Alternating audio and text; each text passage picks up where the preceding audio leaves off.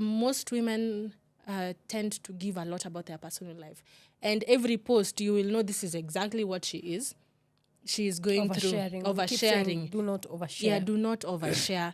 Just let your private stuff be your private. Protect your family. Because if anything goes wrong, your family will be the target. You know,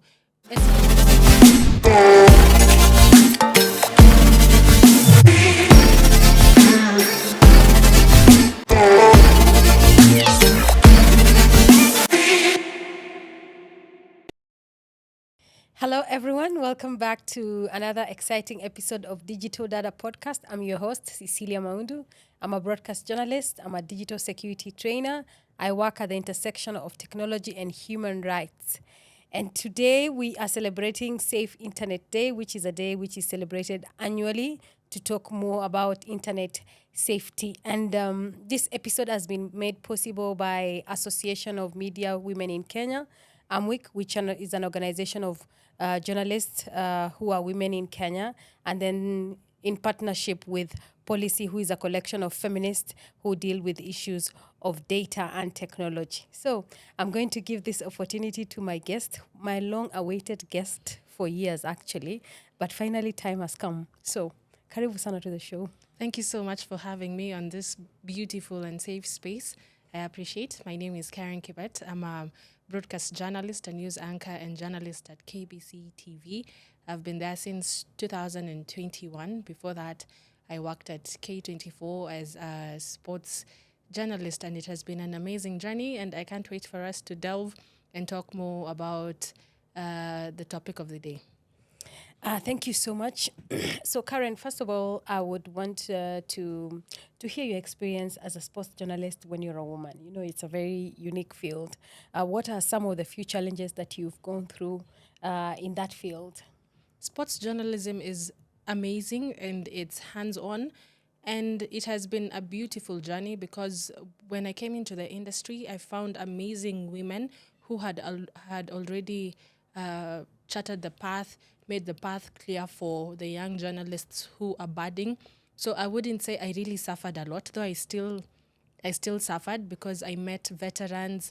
Back at the day, K24, we had Wanjiku Mwenda, and there are amazing women in the industry, Lynn Washira, who's currently working for NOC. They're the ones who, you know, mentored me, and they let me know that it's not an easy industry, and if you choose particular sports, especially football, you have to be really good 10 times more so that the men can see your value and acknowledge the addition you're adding to this particular space so that you can be able to stamp your authority in the industry. So when I was coming, if you're not doing football, you're not intelligent, you're not good. And it was crazy because we couldn't go to the field and stadium with the dresses as we wanted because, the jeering, you know how footballers are and the football fans. So we had to show that you can dress however you want and still go get the job done and come back without having anyone saying a thing or two about how you look. And I learned how to let these men see you for what you have to offer intellectually. Okay, the beauty and the dressing and all that is a plus, but most of the time, if you're not careful, that is what people will focus on and forget what you have to offer intellectually. So it has been tough, but worth it because not many women are in this particular space. Yeah. So if you're able to focus, then you can easily create a niche for yourself and find your space and stamp your authority in sports journalism. Thank you so much. Now I understand your fanatism with football. I don't like football, so okay, it's not my number one. I'm a Kalenjin, so athletics is your thing. Is my number one, but I still have to know football because that is a sport that most people love worldwide, not just in Kenya, worldwide. So when World Cup comes, it's a big deal. So if you don't know the sport, then Okay, so as a journalist, especially as a journalist who is in a very unique field like sports, I'm sure you've experienced so much. So, can you tell us about the first time you experienced the issue of online violence? What happened, and how did it affect you at that time? First and foremost, the online space is a very important space. It's an extension of our physical working working space because the online platform, it's equally an office space. So uh, knowing how to create that balance of the physical workplace and also using social media as a workplace to let people know your craft, what you're all about, and also have them support you more and more. So that, because as a journalist, you can be on TV, but not many people know you're really on TV. That's why you always have to reintroduce yourself.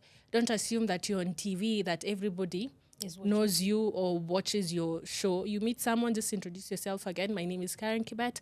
I'm a sports journalist. I do want to. You're like, oh, so where are you? You're here. Oh, I'll tune in. And social media really helps you to market your space.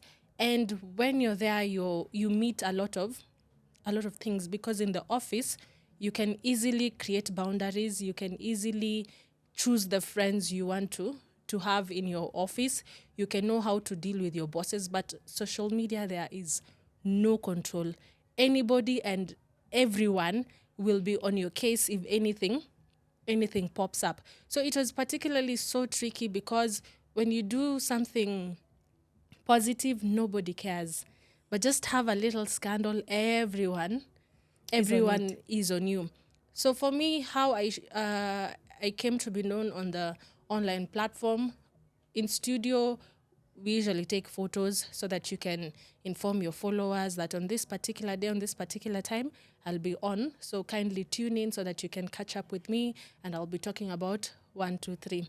So the particular photo, sorry for this, it showed some bam bam.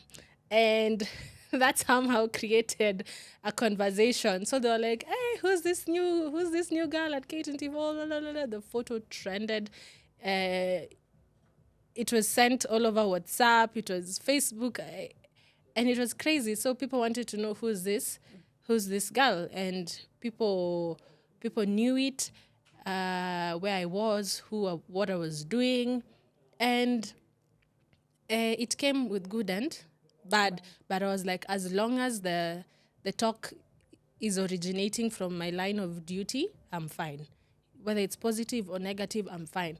Because of course it becomes difficult when the story you're trending about comes from other. Not a positive angle. Not even that. Some stories trend from bedroom matters. Some stories trend from personal stuff, and when people focus really on that, it really hits the core. But when you're trending because of something you're doing, it's work related. You say whatever you want to say. So it has been a bittersweet journey with social media, because you can't control what people want to say, what people want to think about that particular thing that has been posted or that particular situation. So there are various things you have to do. You have to ensure that, as a journalist, as a woman journalist, do not there's this, it's the two-step authentication. What is it called? Two-factor authentication. Two-factor authentication. Make sure you have that, so that nobody can be able to access your personal information. Make sure the emails and the phone numbers you use and your personal ones are not anywhere out there in the social domain. And that's very important. Yes, so that if people are intelligent in Kenya. People have the brains. They can crack your email, they can crack your phone number and get access to your personal stuff. And if it gets in bad hands, they'll all be spread out on social media. So also, as a journalist, there are things that you have to put in place to ensure that you don't set up yourself for failure on the online space. And also, you have to be able to separate your personal and your professional work. But is that easy to do? Because that's what we keep telling journalists, female journalists like yourself, during trainings. make sure there's a distinction between your personal life and your professional life. What is the one thing that you do to make sure the two are very clear? Because I know the line is very thin on that. It's very thin. And for me personally, I'll post a lot. But if you go to my page, those a lot is just office stuff. And if I step out, I'll just take a photo with not much to show. Don't give a lot about your family. Don't give a lot about your personal life. Most women tend to give a lot about their personal life. And every post, you will know this is exactly what she is. She is going through We keep saying, do not overshare. Yeah, do not overshare. Just let your private stuff be your private. Protect your family. Because if anything goes wrong, your family will be the target. You know, especially, I'm not a political reporter, but especially the women in political journalism, they really have to protect what their personal space, because they literally deal with power. And when you deal with power, people go nasty. So if you let out your personal information there, the people in power will use your personal information to harass you and push you to silence. And once someone has managed to push you to silence, and the agenda of these people who harass women journalists online, the agenda is one, to silence you. Yeah, to silence because you. They attack women with voices like Exactly. yourself. And Caren, let me cycle back to the issue of online, your experience of online violence. What is the one coping mechanism that you use that you can advise fellow female journalists like yourself to use it when you are going through that episode? I block. I find a negative comment, I delete, because it's my page, and it's an open space, and you need people to come to your space. But I still have the power to determine what I will let into my personal space. So personally, I block, I delete messages, and the most important thing is being able to block it mentally. You know who you are, you know what you're all about.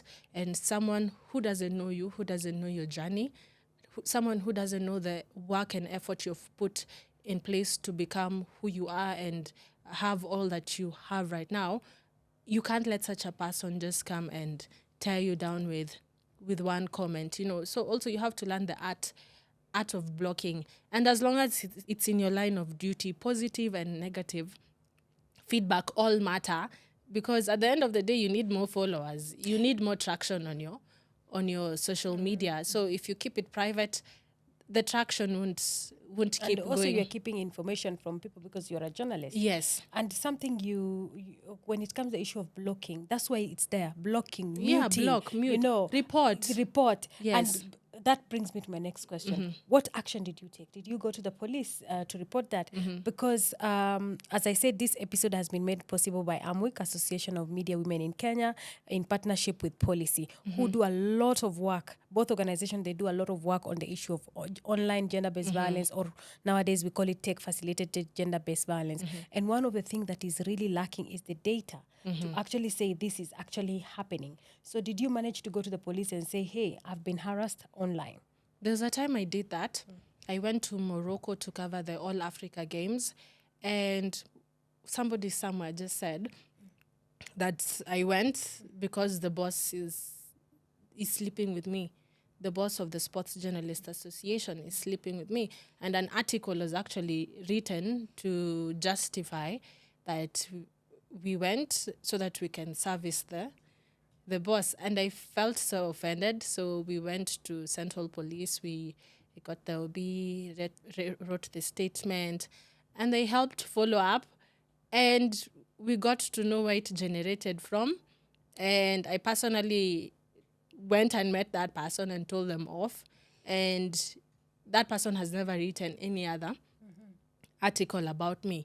So I believe it's very important. Don't just stay there and stay in fear and just let some things just pass, because there are some things that, there are statements you just pass around. I'll be like, that's jealousy. That's but there are some things that are written down, and you know this is a vision killer. And personally, I don't take vision killers very easy. I will deal with you personally and get to the bottom of it and ensure that this never repeats itself. So that person has never written any other article, any sexual article about us.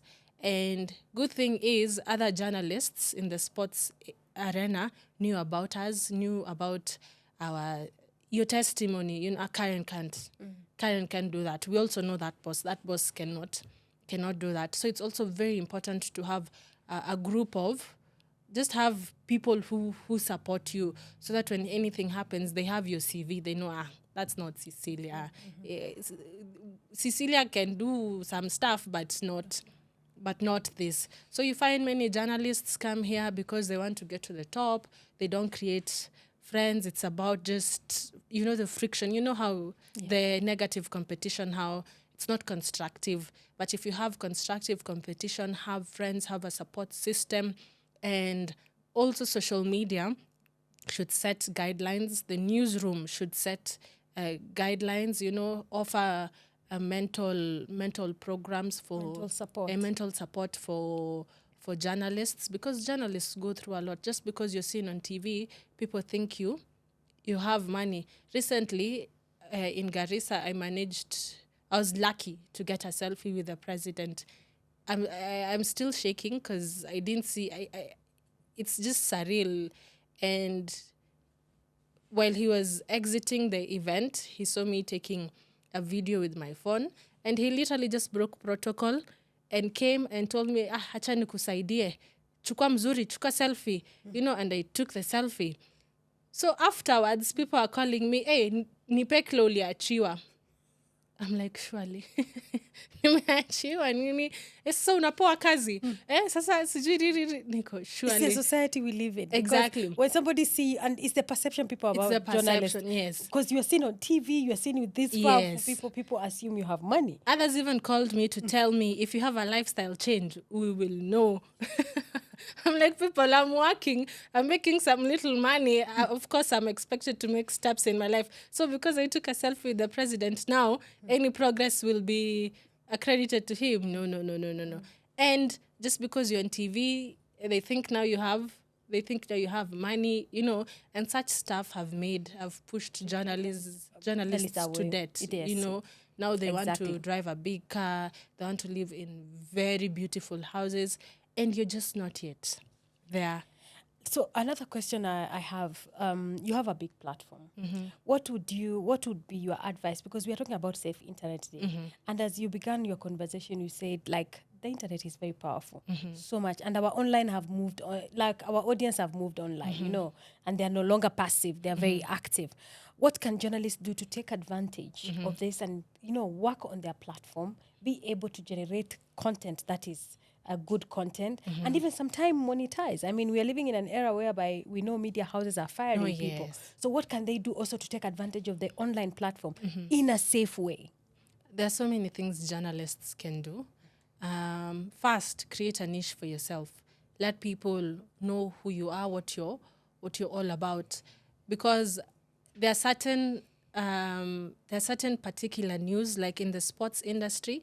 You want to know a certain update, most people would run to Carol Radul's Twitter, because they know Carol will tweet, will update something about the current news that's happening in the sports world in Kenya.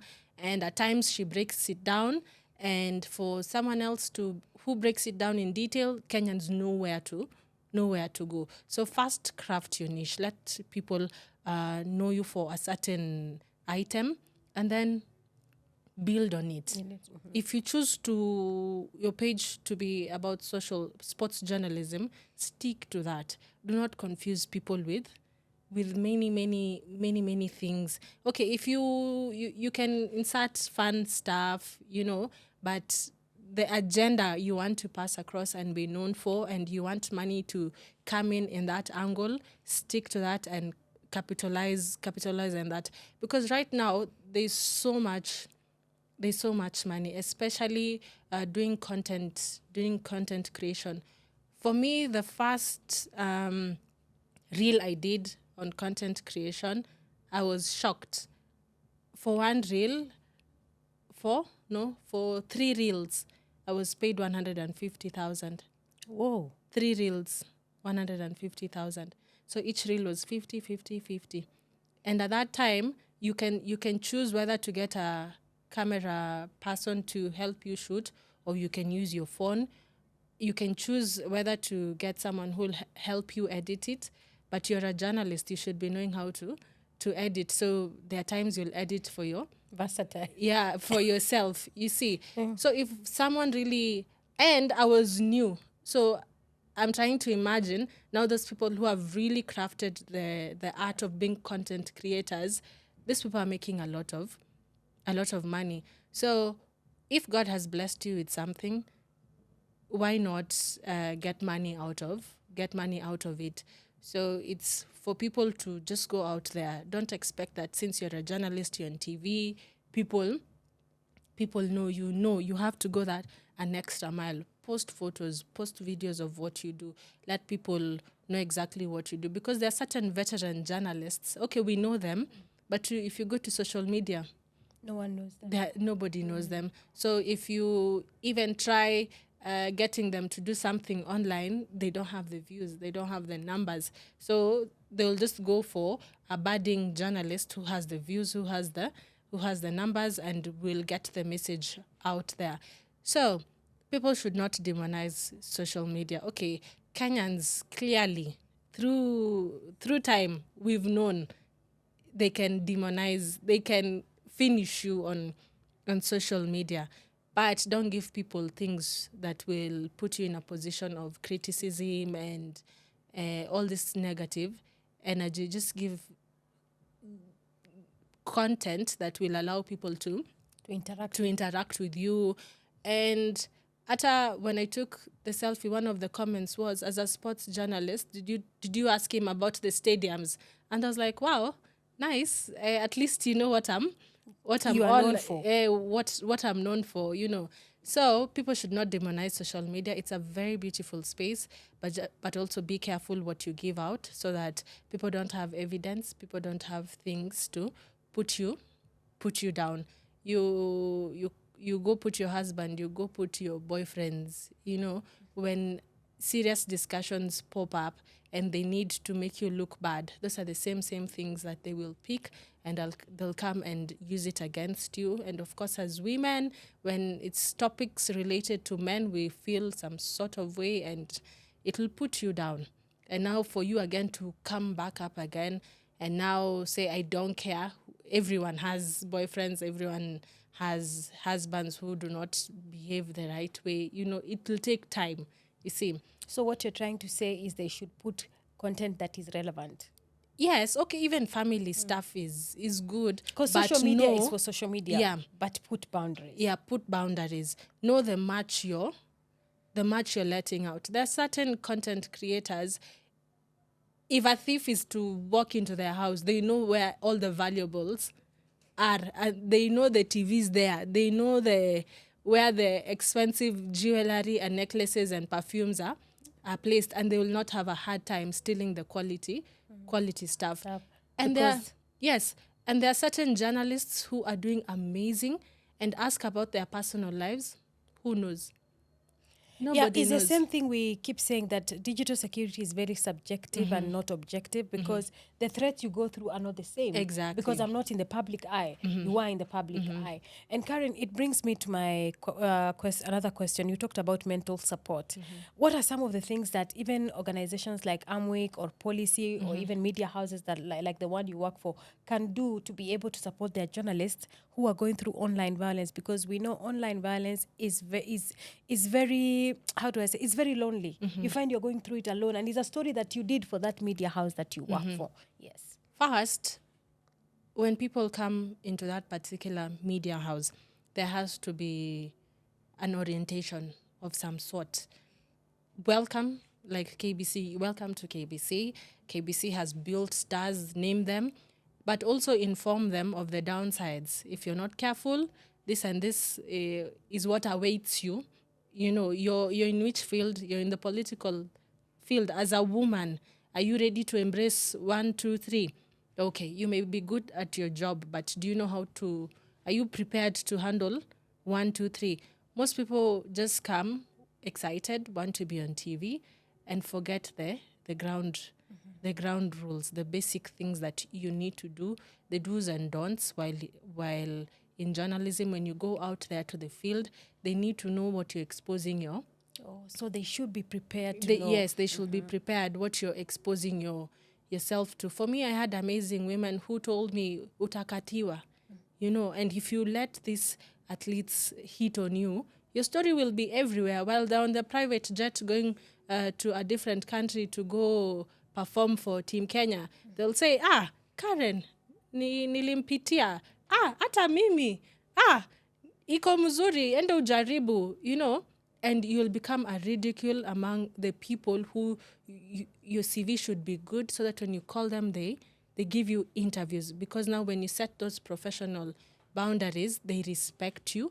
And if they hear Caren is on calling for the interview, chap, you will be granted that interview. But ukisharibu CV and they hear you're the one calling for the interview, will you be granted? No. Coaches of the camps can't even allow you to come in. But if your integrity is in check, they know what you do, and they see you. People see your stories.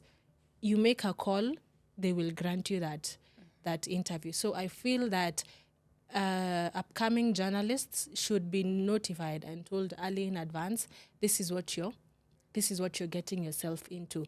The industry right now is shaky because of the online platform. Not many people watch TV. Not many people will follow all this or what is happening on TV. People prefer Twitter. People now listen to podcasts. People now are more engaged on social media. So just know your salary may not be up at par. You may come and have a starting salary of 25. So people should not just come because they see those anchors and journalists who have made it. They think that now I will hit the maximum salary range very, very quickly. I remember when I was starting off, I had a salary of 30K, and after deductions, it was coming to 28K. And I had a show with Betty Kialo, and Betty was being paid amazing, a figure of 500K. So I was like, my whole salary, what I'm waiting for a whole month could probably be the fuel of her Mercedes, and you have to acknowledge that the what is it called? The differences in salaries will be there, because when Betty Kialo started, I was not there. I was probably still a very, very young girl. So it would be stupid of me to come here and now, just because we're having a sports segment together, that now we must have the same salary range. No. Young journalists should be told it takes time. It takes time to grow. Yeah, it takes time to grow. Build your brand, pole, and given time, you'll get to the big salaries like what Betty had, Jeff Koinange, what Jalango had when he was in media, and many other names that are currently having good salaries based on their talent and the following they have. So they should know it takes time. You will start with even 10, 20, and then how hard you work, all the effort you put, you will grow. So it's very important for companies to invest in wellness and mentorship programs, so that people, once you know what you're setting yourself up to, it's easy for you to charter a path forward. And I'm sure AMWIK has done a lot of work on the issue of mentorship. So, and in case someone doesn't know about AMWIK, please check them out, Association of Media Women in Kenya. So as we come to the tail end of this conversation, what kept you going even after you went through that online violence? Some people would cave in, feel like, oh God, this space is not mine. So what made you keep going and still being so, I've never seen you, do you have dull moments?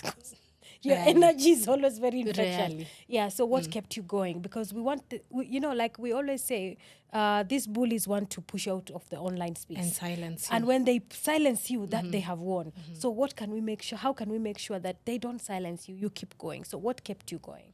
So for me personally, it was always my dream since primary to be on TV. I didn't know how, but I knew I wanted to be on TV. In high school, I even started a club, called it Press Club. And we used to present news every Friday in front of the parade, in front of the principal. And the principal herself even told me, you will be on TV. I was like, okay. And by the time I was going to university, I knew exactly what my mom wanted me to do, computer science, but I was like, yo, utaenda ujisome mwenyewe, mi sitasoma, me I want to go to journalism. So for me, from when I was young, I knew I wanted to be on TV. How I didn't know. So for me, coming to this space, it was very intentional.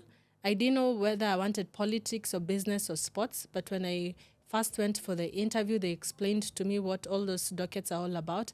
And I was like, politics, I didn't even like history. So how will I know about the history of the country? And now explain to people the politics, the political situation now. I was like, no, I don't have the mental capacity, the mental strength to talk about that. Business, I hated business. I even dropped business. Sports, I loved sports. I used to play in sports. I was like, let me try this. And from there, I was like, this is it. And anyone who will cross my path, I will deal with. I'm a bulldozer. You'll not make me feel uncomfortable. You'll not make me feel unwanted. You'll not make me feel less, because I know who I am, and God has been helping me. So even at times I find people who want to bring me down. I'm like, look here, God brought me here. So if you want to deal with me, go deal with God first before you. So what you're saying is they should develop a thick skin. I had one of my friends the other day say a thick skin is not cheap. It's very expensive. So develop a thick skin. Okay. And also looking ahead, how do you envision the future of journalism, and digital spaces for women? And what are your hopes for a safer online space, especially in this country? In this country. We know like it's quite lethal. Journalism, there's space for everyone. Just because, there's space for everyone. Just because you see, like right now, many companies are downsizing, many people are being fired, doesn't mean that you can't still pursue a career in journalism. I was fired at K24, and at the same time I was being fired, someone else was being hired. So don't see like there are many people and kill that dream and go somewhere else, whereas your heart is there. Everyone's story is different. I may fail, but for you in the same space, you'll come and thrive, and you'll take the shortest time possible to get to the top, because everyone has a calling on their life. And if it's for you, it is for you, and you will thrive, and people will see fruits. And not only will you have one breakthrough, it will be breakthrough after breakthrough after breakthrough, because that's your line. People should not shy away from online spaces. They are very important, because right now you can earn a lot from it, and being in that particular space enables people to know what you're all about, your craft. And even when you open a YouTube channel, you're able to direct people to your YouTube channel, and you're able to direct people to the TV station you're working for. So it's a win. At work, the views, when the bosses give the review, they see your show has a lot of interactions, has a lot of traction. People on Friday tune in because of Caren, And now because you've also directed them to your YouTube, many people come there, you'll have a lot of views, and you'll be able to monetize that and still get money. On Instagram, you'll be able to do content creation. You'll be able to do podcasts, talk about important topics that affect journalists, and companies will come. They'd want to invest in that, and you'll still get money, and it'll set you up for very important and big forums, because this is something very big. Many companies dealing with data protection, we know Cecilia. Cecilia talks about this. They will call you. We have seen her doing it. She has been doing it, and it's doing. Why would they call me? They won't call me when it comes to data protection because I have not shown any interest. I have not done anything in line with data protection. They will call Cecilia. So when you do something, people will know. Just a simple scenario. I have a friend who sells hoodies. I'd never bought from her, but on her WhatsApp status, I used to see every time hoodies, printed. And then one day someone just called me, I need 50 hoodies branded in a particular way. And I remembered, I usually see so-and-so advertising hoodies. And I called her, you still do the hoodie business? She was like, yes, I do it. And I told her, okay, call so-and-so. And she was so happy. She was thankful.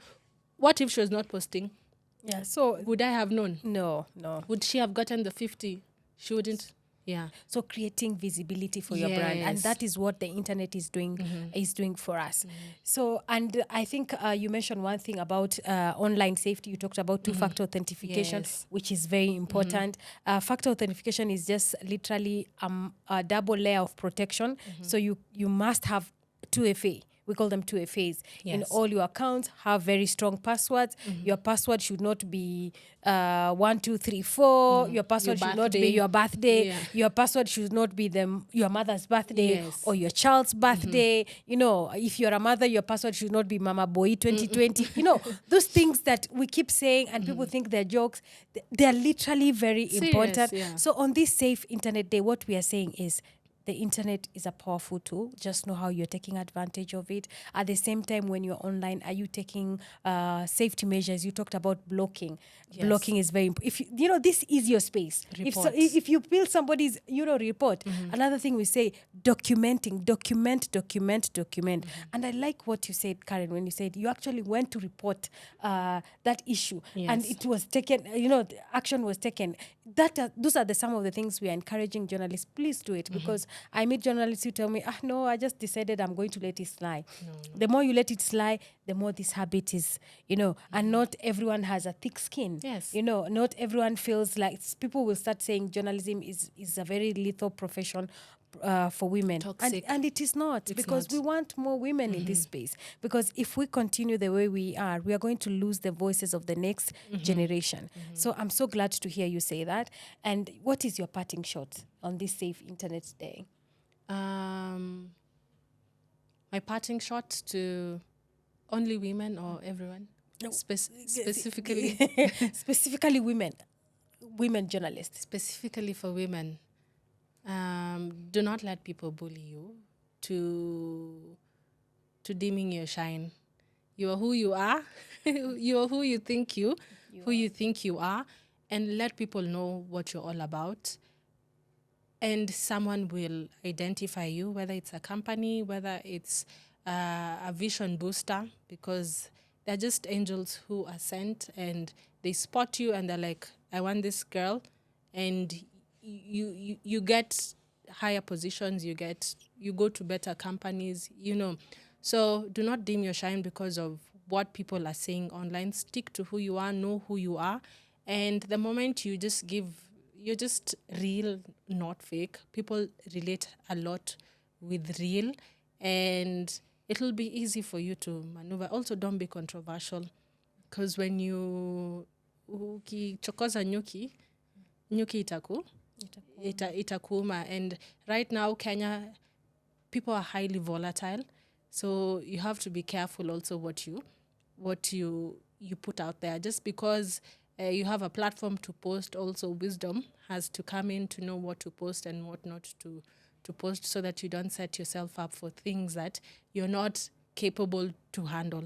The people who post controversial stuff because they have thick skin and they know this will give me views. So whatever you say, it's up to you. But if you don't have thick skin, wisdom, discernment has to be in play, so that you're able to know, if I do this, these are the outcomes.